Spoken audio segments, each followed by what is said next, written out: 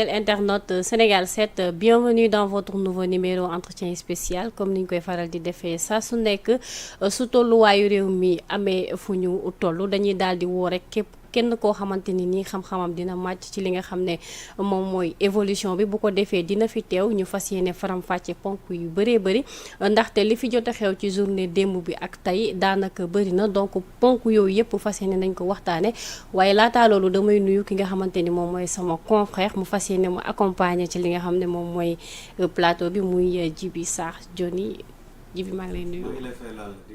ñi seetaan ci Sénégal 7 en tout cas mbégte la may partagé ak yow plateau bi di ko partagé itam sa invité du jour xam naa ne dama lay bàyyi rek nga dalal ko. d'accord ki ñu fi dalal tey nag yaakaar naa duñu ko présenté Sénégal bu ñu waxee turam daanaka ñëpp dañ koy xam. moo xam ci wàllu taxawaayam ci réew mi. moo xam cër bu mu fi am moo xam ndombal tànk boo xamante ni joxoon nañ ko mu ci taxaw def ci li nga xamante ni moom mooy ként layal kàttanam te ba tey bàyyiwul aussi gis nañ ne ces derniers temps wàcc na ci terrain bi di véhiculer message bi nga xamante ni peut-être coalition am nañu confiance dénku ko mooy coalition Diomaye 2024 mais aussi nekk na koo xamante ni moom moo njëkk a investir ki nga xam ne moom mooy président Ousmane Sonko te boobu mënoon na nekk candidat wala mu continuer di jël li nga xamante ne moom mooy partem mu doxal ko donc kooku tey la ñu fi invité muy Moustapha Mbaba Guirassy yaakaar naa buñ ko waxee rek sénégalais yëpp xam nañ ko ñu ngi lay nuyu doyen Guirassy. di la fay di kontaan loolu laal nekk fii seen émission di nuyu Djiby ni ngeen ko waxee mu nekk des moments importants d'échange avec les sénégalais surtout ci bis ñuy dund contexte bi ñuy dund mu nekk un contexte particulier extrêmement chargé et contexte boo xam ni dafa laaj ay analyse pour mën a orienter en fait les Sénégalais et orienter en fait l'avenir de ce pays-là. Alors c'est dans cette perspective la ñuy daal di aborder li nga xamante ni moom mooy point yu ñu war a waxtaane bokk na ci journée démb bi d'abord dañu koy évaluer. bu ñu waxee évaluer mooy li ci jot a xew bëri na projet de loi bi ñu waroon jàllale assemblée far mu jàll ñu adopté ko am na lu ci xew li nga xam ne moom mooy gouvernement bi dissoudre nañ ko ba changé ki nga xam ne moom mooy premier ministre di Sidiki Kaba moom la ñu tabb mu remplacer Amadou Ba mu nekk le candidat de Benno Bokk Yaakaar ci kaw loolu aussi gis nañu date bi nga xamante ni moom moo juróon coow lu yëpp ginnaaw report bi mu amee am na nag ñaari date yu génn ñii ne le 24 ñii ne le 31 mais xam naa ne dans les jours à venir dinañ ci am ay éclaircissement mais d'abord ci li nga xam ne moom mooy évaluation bi dañ koy commencer mooy journée assemblée bi andi nañ fa projet de loi boo xam ne daanaka àdduna bi yëpp ànduñu ci woon mais malheureusement jàll na ba ñu adopté ko sa analyse ci loolu ñu doog a avancer. waaw d'abord di féliciter le peuple sénégalais gannaaw bi ñu sante sunu borom ba pare parce que mënoon na gën a jaxasoo mënoon na gën a ñaaw mais borom bi sutura na Sénégal et def na lii gën jullit moom su dee am na yoo xam ni yaa ngi koy dund noonu rek nga mën a waxee mooy sunu borom def na lii gën mooy loi bi jàll na loi bi jàll na gis nañu taxawaayu député yi ñii voté contre ñii voté pour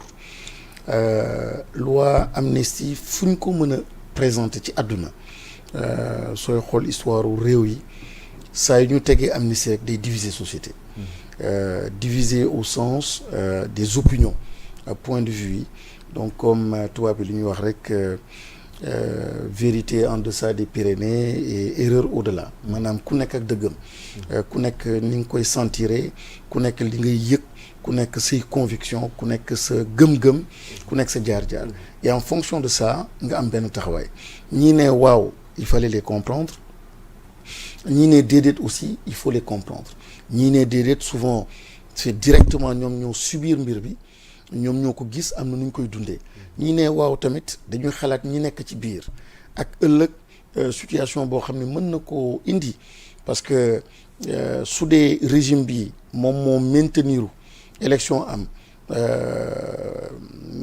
yàlla bu ko yàlla def ñu maintenir ñoom seen régime ñii fa nekk de façon arbitraire lor nañ leen te fekk ñëpp xam na ni politique ko lal tappalee ko lal et cetera. Donc c'est des milliers de jeunes, des milliers de familles te ginnaaw famille bu nekk c'est plusieurs Sénégalais. Donc soo xoolee les crimes nga xool situation boobu metti na diis na et en tel point que nii rek la mën a demee quoi. C'est très difficile nga am ci benn position boo xam ne tranchée dina ñëpp lii la ñu war a def ñëpp war a ne déedéet ñëpp ne war a ne waaw kon décision boobu am na voté nañu loi d'amnistie bi ñii ne waaw je les comprends ñii ne déedéet je les comprends ñii aussi absteniru je les comprends. C'était d'ailleurs la posture de nos députés en commission des lois. Ça a été aussi la posture donc de certains ci Assemblée nationale bi mais li may wax aussi même l'abstention ça ne veut pas dire que dama indifférent. Ça veut dire que waaw bi doyuma pour wax li ma bëgg wax déedéet bi tamit doyuma pour exprimer en fait ce que je vis. Donc il faut vraiment respecter le point de vue de chacun dans cette affaire-là et bañ ko politiser mu nekk loo xam ni c'est un rapport avec la gravité de la situation. C'est un rapport avec les ressentis donc des députés et du peuple parce que quand même la situation est très grave lii am garaaw na trop. Ceux qui ont perdu la vie les familles yoo xam ni ñàkk nañu seen doom seen njaboot seen soxna ñoo xam ni sont en prison seen liggéey yàqu mu indi ay misère ci biir famille yi kooku wax dëgg yàlla kenn waru ko foowee kenn waru ko négliger kenn warul indifférent mais c'est de prendre la décision avec donc l'intime conviction bi ngay am nga défendre donc say positions. Mais président, si la situation est très grave donc mën nañu respecter seen position mais partager ko day nekk lu compliqué pour ñu def ko parce que soo ma waxee ne ma la situation est très grave donc pour ñu mën ko partager day daal di metti. Est-ce que on devrait mënoon nañu yegg ci est-ce que loi d'amnistie bi nekkoon na le moment est opportun pour ñu mën a wax sax ay loi d'amnistie? Je pense que personnellement j'aurais dit non. Moo tax on n'est pas demandeur moo tax coalition Diomaye Faye musu ko laaj on a toujours été contre c'était une question de principe avant et vous vous souvenez bi affaire Khalifa Sall taxawee ñoom Karim et cetera quand on se battait pour eux c'était tout sauf une loi d'amnistie parce que dafa am loo xam ne ay implications donc on n'est pas demandeur de ça.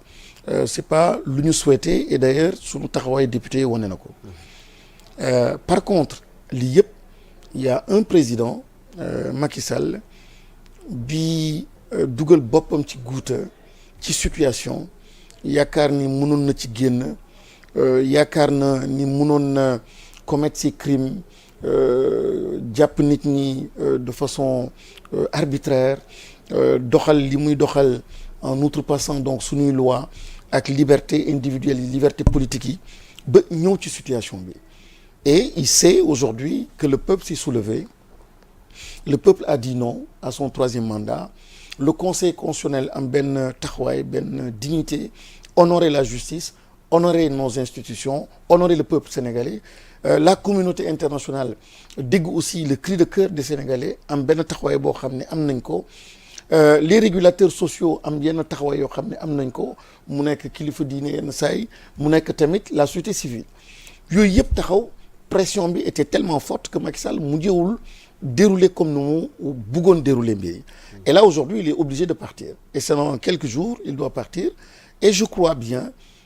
su may xool pourquoi cette précipitation il a voulu se protéger boppam parce que xam na li mu def ñi mu àndal tamit xam nañu lu ñu def moo tax ñu mettre en place et précipiter donc ce projet de loi d'amnistie c'est surtout pour se protéger. Il y a un message qui est derrière. Absolument le message c'est un message de protection de ñëpp ñoo xam ni qui serait éventuellement donc poursuivi au niveau de la Cour pénale internationale et que les Sénégalais ont porté à ce niveau-là. Et pourtant doguma la même madame la ministre gis nañ ko sax ci biir allocution mi ngi wax ne même buñ ma convoqué CPI damay wuy ji parce que li xew Sénégal c'est entre ñun Sénégal suñu biir yoonu CPI nekku ci mu mel ni tey loolu am na beneen message bu muy délivrer derrière ce message. mais moom dégluwuma exactement li mu wax à ce sujet mais ce serait quand même assez grave su dee noonu la exprimer wu parce que ces pays est au-dessus de ñun sunu loi pénale et am na loo xam ni même si on vote la loi d'amnistie CPI n'est pas lié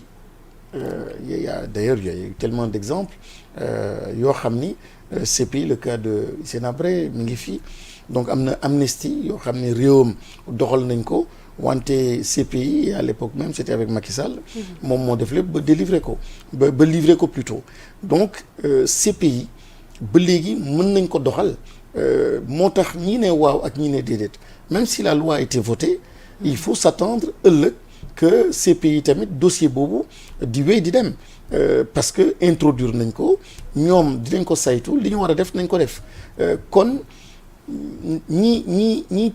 am ñoo xam ni seeni famille rey nañ ci nit ñoo xam ni ay détention ay torture lépp loo xam ni CPI qualifié na ko comme étant ay crimes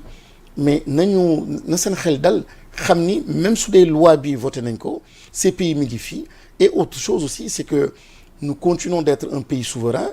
même si nous arrivons au pouvoir nous avons toujours la possibilité loi bi ñu voté nii yëkkatiwaat ko donc oui absolument on a la possibilité de casser cette loi-là si on la trouve injuste illégale illégitime inappropriée nous avons toujours et nous aurons toujours la possibilité de revenir là-dessus. Comment y procéder comme? Non, c'est l'Assemblée nationale. Moi simplement l'Assemblée nationale gis ngeen ni en Argentine par exemple ils ont déclaré donc non constitutionnel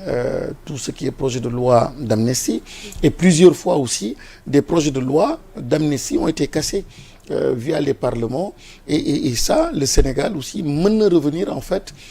sur ce projet de loi-là qui a été voté hier à l'Assemblée nationale. Donc et ça j'en profite pour dire que c'est malheureux par contre quand du côté de la classe politique surtout de l'opposition ñu bëgg instrumentaliser bëgg orienter les opinions bëgg fabriquer les opinions pour que ñi ne waaw à ce projet d'amnistie qu'ils puissent être traités comme des lâches comme etc. Non, il fallait pas du tout parce que il faut aussi ngay mën a utiliser la force de l'adversaire. L'adversaire aujourd'hui est complètement paniqué, complètement perturbé, vote des lois, gis ngeen en un mois combien de décrets abrogés, décrets pris, projet de loi à l'Assemblée nationale, enquête parlementaire. Donc nous sommes dans une cacophonie boo xam ni qui traduit simplement le comportement et l'affolement du camp d'en face. Maintenant il faut se servir des erreurs de l'adversaire pour ñun consolider suñu position et chaque fois qu'on peut tirer profit de cela ñu mën ci tirer profit. mais lu ngeen nar a def ak les familles des